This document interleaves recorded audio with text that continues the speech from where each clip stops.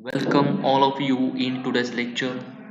Students, in last lectures we have seen the problems on the topic moment of inertia, in which we have seen the problems on the plane figures. In Saturday's lecture we have seen the problems, that is two problems. Okay, now in today's lecture we are going to solve the third problem. Calculate the MI about the axis PQ of the rectangular section having width 200 mm and depth 100 mm as shown in figure. Here the rectangular section. Okay, we have to calculate the moment of inertia about the axis PQ. Here the axis PQ is here. Okay, that is, this is a given axis. Okay, they give the rectangular having width 200 mm. This is a rectangular of width 200 mm and depth 100 mm. Okay, you can see in this image.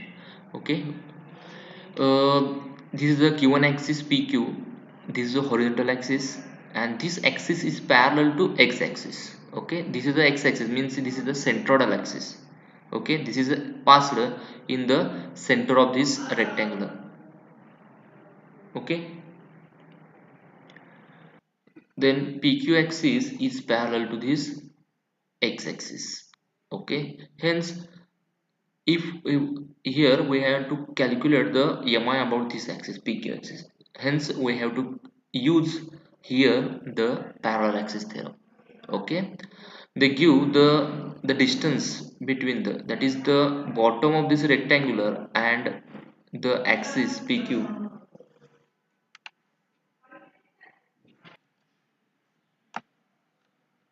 तर given data आपल्याला दिला आहे, बी is equal to 200 mm, म्हणजे त्याची रेक्टँग्युलरची width आहे ती 200 mm आणि depth आहे ती 100 mm आहे. ओके, हा गिवन ॲक्सिस आहे. याचं जे डिस्टन्स आहे त्या या एज पासून 20 mm आहे.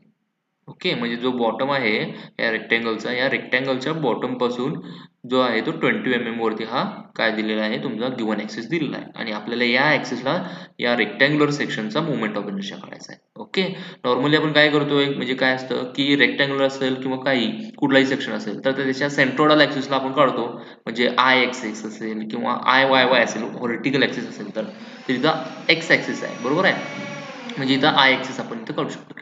पण आता यांनी विचारलंय कुठं, तर हा सोडून दुसरीकडे आपल्याला एका ठिकाणी मुवमेंट ऑफ इनर्शिया काढायचा आहे, दुसऱ्या ॲक्सिसला. ओके, तर आपल्याला इथं पॅरलल ॲक्सिस थेरम आपल्याला यूज करावा लागेल. ठीक आहे, का पॅरलल ॲक्सिस थेरम यूज करायचं, कारण हा जो ॲक्सिस आहे तो या सेंट्रोइडल ॲक्सिसला पॅरलल आहे.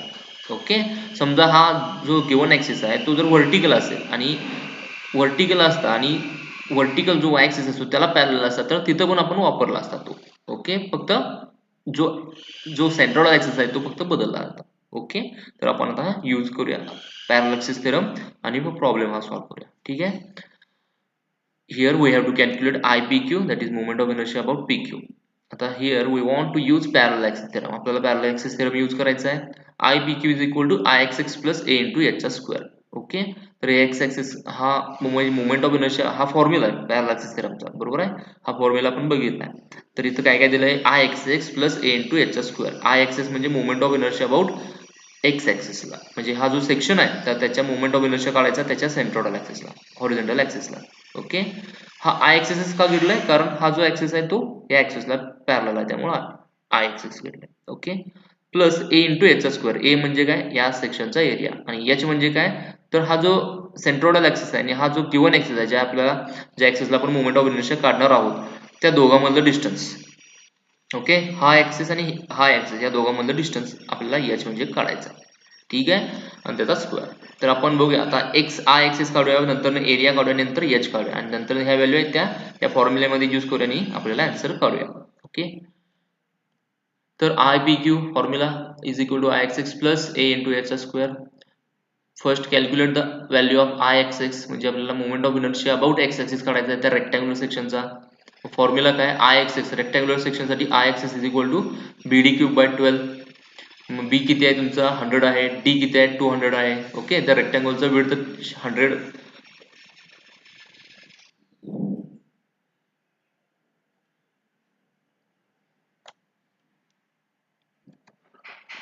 ओके, इथे थोडंसं चेंज केलं. I axis is equal to B D cube by 12, B ची व्हॅल्यू 200 आणि डी ची व्हॅल्यू 100 वापरली इथं, divide by 12.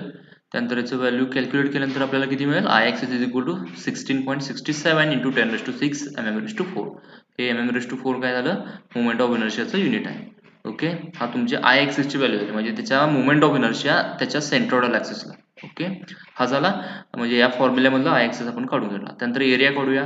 Area is equal to calculation of area, A is equal to B into D. B ची value किती आहे तुमची 100 आहे आणि डी ची व्हॅल्यू किती आहे 200. ओके, म्हणजे जे असेल ते. ओके, इथं 200 आणि 100 पाहिजे. ठीक आहे, त्यांचा जो काय एरिया काढला तर तुमचा किती येईल 20 इंटू 10⁻³ mm². ओके, हा एरिया झाला. नंतर एच काढूया. आता एच कसं काढायचं, तर आता d/2 + 20 म्हणजे बघा कसं, आता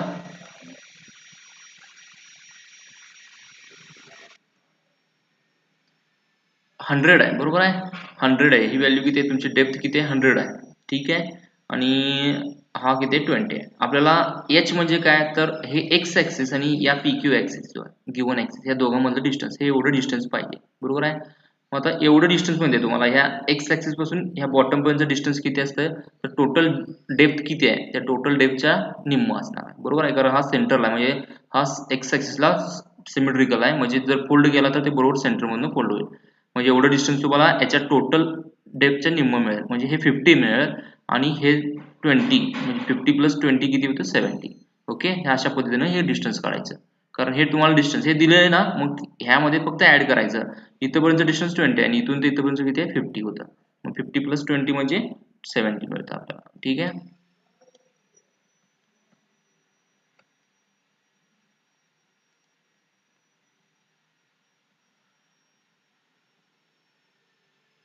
ठीक आहे, याची आपण काढूया. 50 + 100 म्हणजे 100 डिवाइड बाय 2 म्हणजे 50 + 20 म्हणजे हे एच किती मिळालं 70. ओके, बघा तुम्हाला आय ॲक्सिसची व्हॅल्यू मिळाली, ए ची व्हॅल्यू मिळाली, एच ची व्हॅल्यू मिळाली. या फॉर्म्युल्यामध्ये यूज करा. I P Q is equal to I axis plus A into H. Okay, then I ॲक्सिसची व्हॅल्यू वापरली, एरियाची व्हॅल्यू वापरली, एच ची व्हॅल्यू 70² वापरला, तुम्हाला आन्सर मिळेल आय पी क्यू हे एवढं मिळालेलं आहे. ओके, हा तुमचा moment of inertia P Q ॲक्सिसला तुम्हाला झाला. ओके, हा प्रॉब्लेम इथं संपला. 4 मार्क्ससाठी हा विचारतात. ओके, नंतर सेकंड प्रॉब्लेम घेऊया. Find the mi of the square section about its diagonal resting on one of its corner having diagonal 400 mm in length. Data diagonal 400 mm दिलेला आहे. आपल्याला मोमेंट ऑफ इनर्शिया काढायचा आहे स्क्वेअर सेक्शन, म्हणजे असा हा square आहे. ओके, फक्त ठेवलाय तो वेगळ्या पद्धतीने ठेवलाय. हा स्क्वेअर आहे, ह्याची साईड किती आहे, एका साईड किती आहे 200 mm आहे. ओके, म्हणजे ही साईड म्हणा, ही साईड किंवा टोटल जे आहे ती ही साईड दिलेली नाही आणि स्क्वेअर आहे.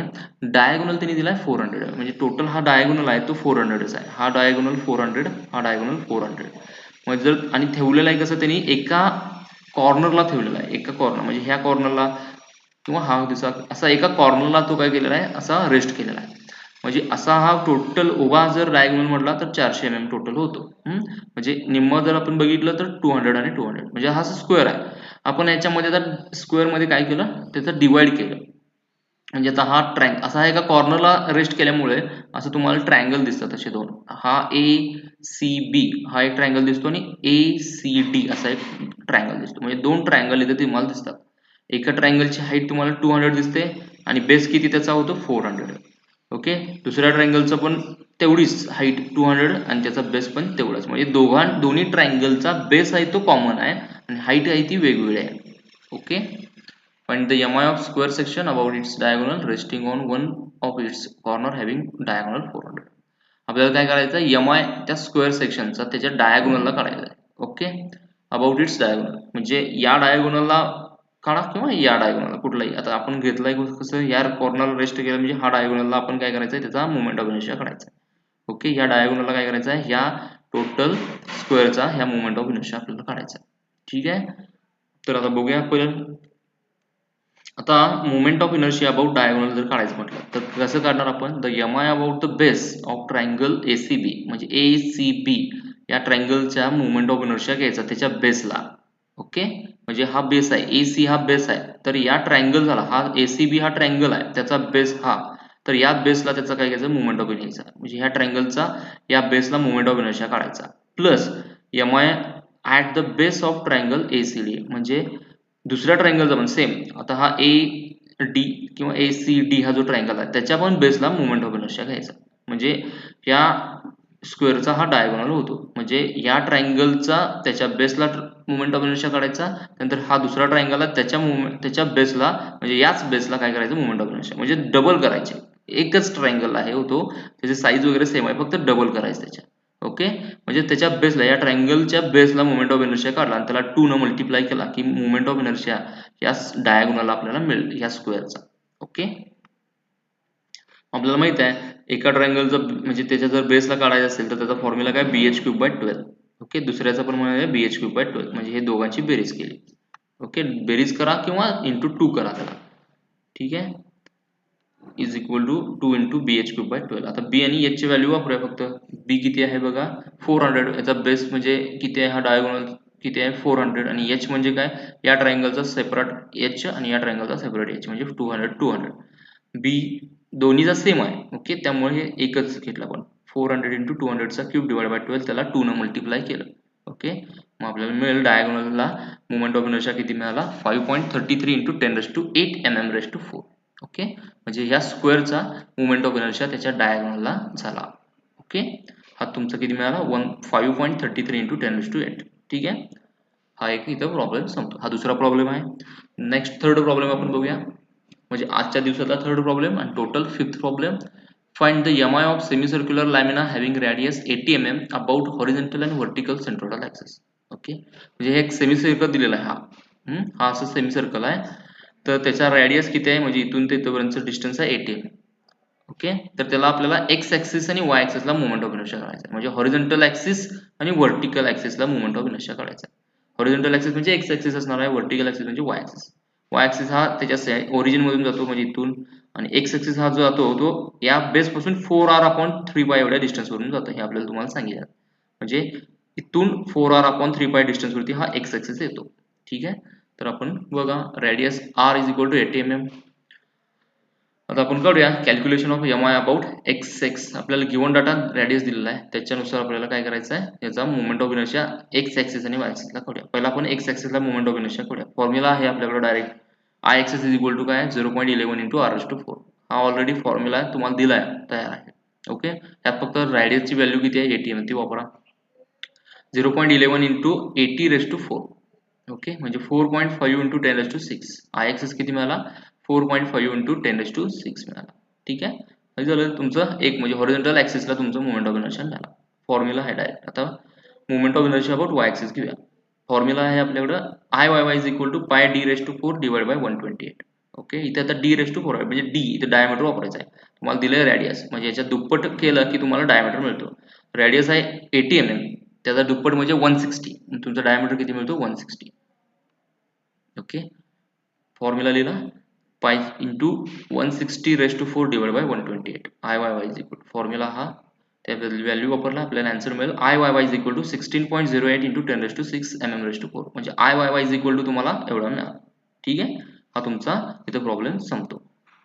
ठीक आहे, दोन्ही आपण इथं काढलेले आहेत, आय ॲक्सिस आणि IYY. ठीक आहे, इथं तुमचं आजचं लेक्चर संपतं. आज 3 प्रॉब्लेम झाले. प्लेन सेक्शनचं आपण जे मोमेंट ऑफ इनर्शियाच्या व्हॅल्यू इथं आपण काढलेले आहेत.